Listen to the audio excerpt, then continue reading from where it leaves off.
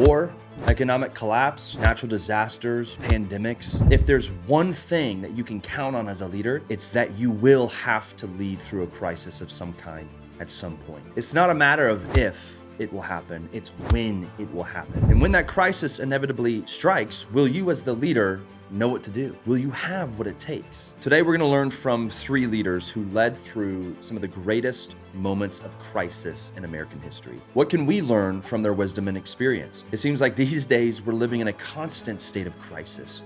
How do we navigate these turbulent times? What does it look like to lead through the storms? And by the end of this episode, I think you'll feel more empowered as a leader to handle whatever might come your way. That is, after all, my goal each and every week. If you're new to the channel, I just want to say a big welcome. I'm Zach.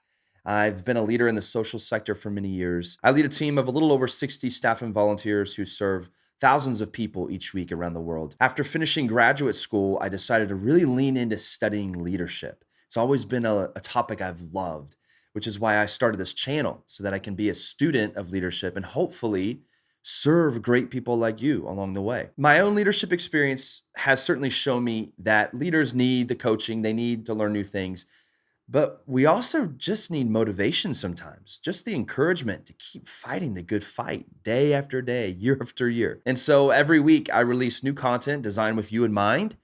And if you find value in today's episode or any of the episodes that you see from me, man, it would just mean the world to me if you would consider liking and subscribing. Or if you're listening via podcast, rating and reviewing is such a simple way to show your support. And I just want to say thank you so much for being an active part of this community. If you have any questions or insights, please feel free to hop in the comments and share them with all of us. I'll be active in the comments section and would just be thrilled to connect with you. I appreciate you spending this time with me. I really do. I never take it for granted. I try to pack as much value as I can into episodes that are between 10 and 20 minutes, just to honor your time as much as I can. So with that said, I hope today's episode serves you. Let's jump right in. Let's go back over 200 years to a boy born in a humble one-room log cabin. This child's early years were defined by poverty. His mother died when he was 9 years old. He had little to no access to formal education, and he had to resort to intensive manual labor from a young age in order to help provide for his family. Through his adulthood, he faced multiple business failures, bankruptcy, a nervous breakdown, and he had over 8 major political losses. Now, for many people, this would be enough to throw in the towel. But for this man, these setbacks only fueled his persistence, enabling him to ultimately lead a nation through the greatest U.S. crisis of the 1800s, the Civil War. That's right. I'm sure you know of Abraham Lincoln, but you may not have known how punishing his journey into leadership really was. But it was that journey that shaped him into one of the greatest leaders in U.S. history. The major crisis that Lincoln had to navigate was really the existential crisis of an entire nation. By the mid-19th century, the country was split. You had the northern states, which were largely industrial and anti-slavery, and then you had the southern states, which were agrarian and heavily reliant on slave labor. And a lot of people have a surface level understanding of the Civil War. You know, what you learned in history class back in the 9th grade kind of understanding. But the truth is, as most history goes, the crisis was much more complex than most people realize. Pardon the play on words, but the issue wasn't all black and white. There was a lot of gray area that Lincoln had to consider and navigate carefully. Lincoln was viewed as a threat to the Southern way of life. His election prompted several Southern states to secede from the Union, beginning with South Carolina in December of 1860. And by February 1861, 7 states had already formed the Confederate States of America. Then the crisis eventually reached a boiling point where Confederate forces fired on Fort Sumter in April of that same year. And then Lincoln called for the troops, the federal troops, to suppress the rebellion. And then that marked the official start of the Civil War. So think about it. All of this was unfolding in just a matter of months, like boom, boom, boom. So you can imagine how disillusioning that must have been from a leadership standpoint. I mean, it all just happened so fast. Now, there are a few leadership lessons that I want to point out that we should all take away from Lincoln's leadership and his unique experience. First of all, we need to understand that Lincoln, as well as all the leaders we're going to look at today, he wasn't perfect. History books tend to sing the praises of historical figures as if they did no wrong.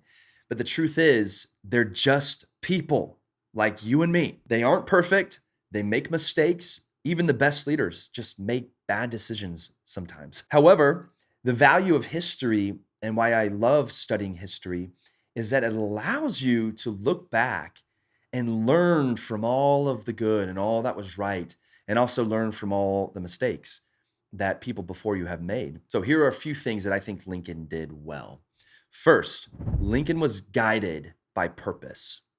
That's huge. I mean, that's everything. He had this strong conviction and he fought for it. The Civil War became a moral crusade against slavery.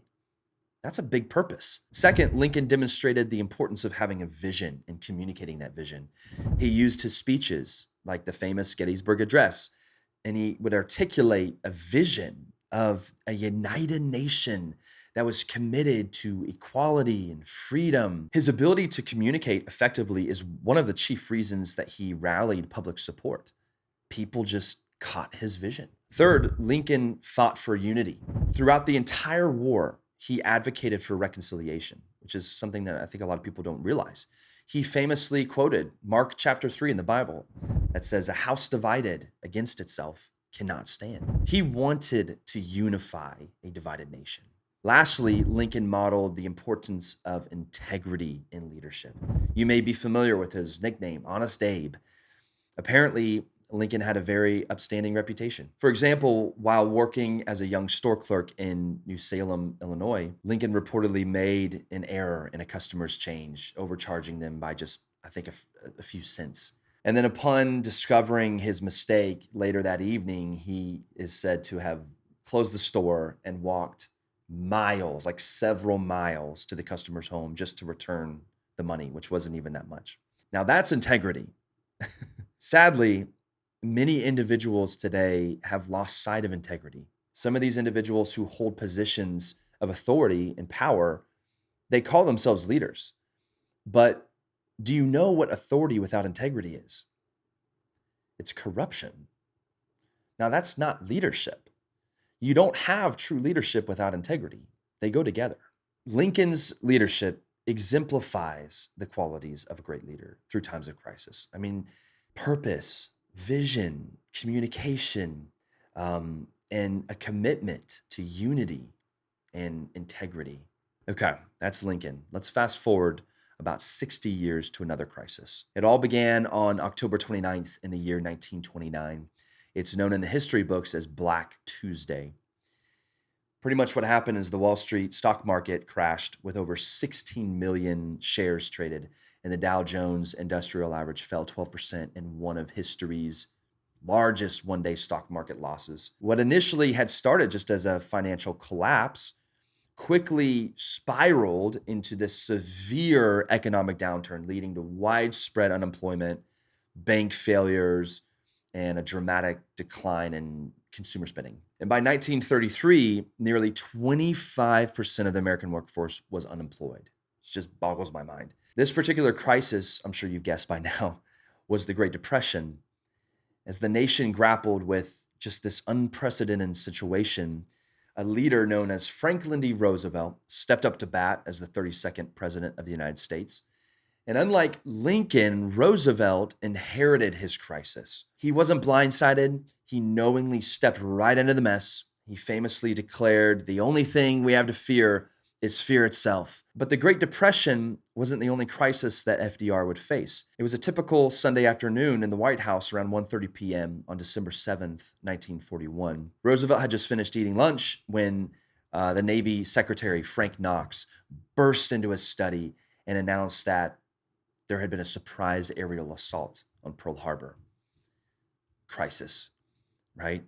Within just hours, FDR was preparing his famous Day of Infamy speech for Congress, which marked America's entry into World War II. Not many leaders face this kind of crisis in their lifetime. I mean, FDR really stands apart. That's a lot. And I want to go ahead and highlight a few key leadership insights that we should all take away from his leadership experience. First, FDR met the crisis of the time with innovation. He met unprecedented times with unprecedented ideas, and he wasn't afraid to experiment and make bold decisions. Some of the more innovative ideas include the New Deal framework, which encompassed financial reforms, job creation initiatives, social welfare programs. He also established agencies such as the Civilian Conservation Corps, CCC, the Works Progress Administration, WPA, which address unemployment issues. And then he also created things like Social Security Act, which most of us are quite familiar with today. Innovation was just a central component of his leadership that he used to navigate his time of crisis. Second, like Lincoln, FDR understood the importance of communication. He was committed to what was called the fireside chats.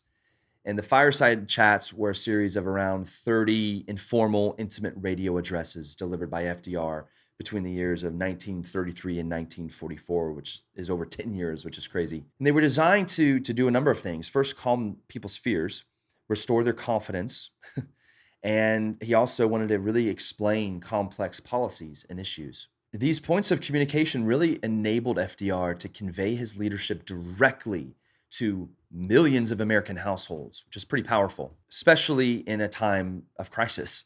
The third lesson, and related to communication, was FDR's ability to connect with people. He was very winsome. People trusted him. They related to him. He had a way of spreading hope in a dark time. I think that's one of the reasons why he won 4 consecutive presidential elections. He's the only U.S. president to serve more than 2 terms. We now have the 22nd Amendment, which limits presidents to 2 elected terms, but still, FDR connected with people. And I think in a lot of ways, people were inspired by his story. Like Lincoln, FDR faced personal hardships. 12 years before the time of his presidency, at the age of 39, he contracted polio and he became paralyzed from the waist down. And you can imagine the kind of resilience it would take to become disabled at the age of 39 and still rise to become the president of the United States and lead a nation through arguably 2 of the hardest points of crisis in American history. This brings us to the next lesson we really need to learn from FDR, which is resilience. So far, we've seen that kind of resilience with Lincoln, and we've seen it within Roosevelt. Now let's fast forward another 60 years to another leader and another crisis. It was a Tuesday at 8:46 a.m. in the morning when President George W. Bush got word that a plane had accidentally crashed into the World Trade Center in New York. Bush was visiting an elementary school in Florida to promote an education program when Chief of Staff Andrew Card whispered to him that a second plane had hit the World Trade Center. It was no accident, and the first plane wasn't an accident either. America was under attack. Crisis. If you're a millennial like me or older, then you remember this day. I mean, you remember it clear as day. I bet you remember exactly where you were, what you were doing, and how you felt. Some of you even listening might have even been involved in these events, witnessed them, helped, been in New York during that time. If so, man, please share your story in the comments. I'd love to hear from you. I want to highlight the key leadership lessons that we can learn from former President Bush with this particular crisis. Before I do, I want to encourage you to go watch the masterclass on leadership that Bush did. No, masterclass is not sponsoring this episode. It's just a genuine recommendation for something that I found highly impactful and inspiring. He actually has an entire section in that masterclass on leading through crisis, and it was just really good. If you recall, Bush also had to respond to Hurricane Katrina and the early stages of the 2008 financial crisis, which was towards the end of his presidency. And he speaks to all of that as well. Okay, here are a few leadership lessons that stand out. First, Bush emphasized the importance of projecting a sense of calm, a sense of resolve in the middle of a crisis. Probably one of the best examples of that is when he first received the news that the second plane hit and that America was under attack. There's actually footage of this. If you haven't seen it, you should go watch it. Bush was literally in front of a classroom of children, and he could have reacted in 1,000 different ways that could have sparked fear, could have sparked worry, but he chose to stay calm. That takes a strong leader. Second, similar to Lincoln and FDR, Bush affirmed the need to communicate. He said, you got to say something. When there's a crisis, Bush says that people start to panic. They start to just imagine things and what might have happened. And the situation can turn south very quickly.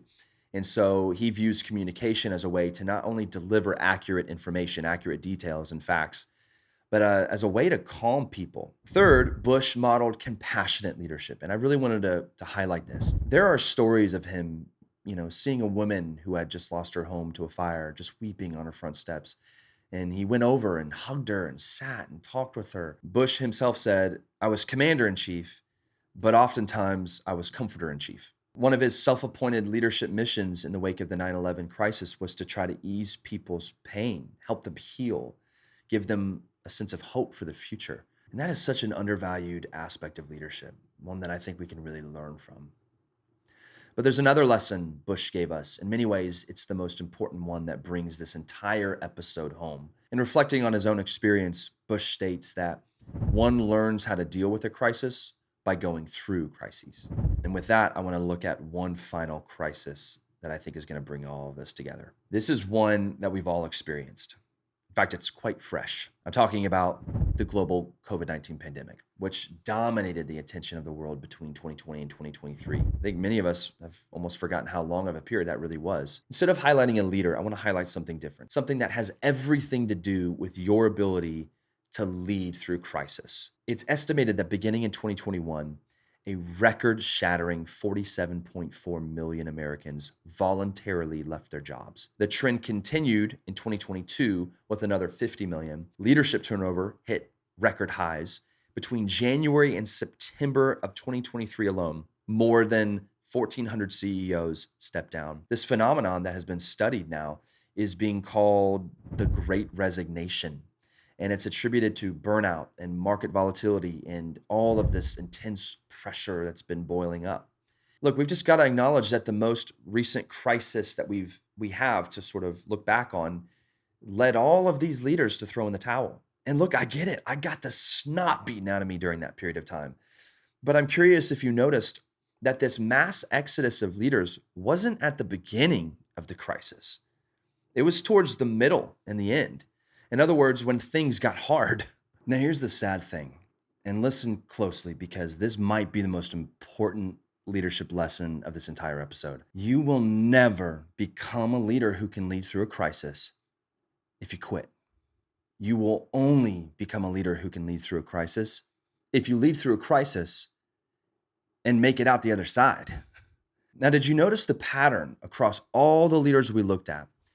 They all had to go through hard things to learn how to do hard things. Resilience is this ability to adapt to adversity, manage stress, recover from setbacks. Therefore, you can't become resilient unless you experience adversity, experience stress, experience setbacks. You might like the idea of being a resilient leader, but are you willing to go through the process of becoming one? I can't help but feel sorry for all the leaders who throw in the towel because they missed out on the opportunity to become more resilient. But that's not us, right? That's not going to be us. We are going to keep fighting the good fight day after day, week after week, year after year. We can do that. I hope this episode served you. I hope it encouraged you. Keep fighting the good fight, as always. Look, if you found this episode valuable, I think you're really going to like this episode right here where we talk about some of the brutal realities that leaders have to face and how to persevere through them. Things like how to deal with decision fatigue, how to deal with high pressure situations, how to deal with loneliness in leadership, and so much more. I think you're going to find it really valuable. I'll see you over there.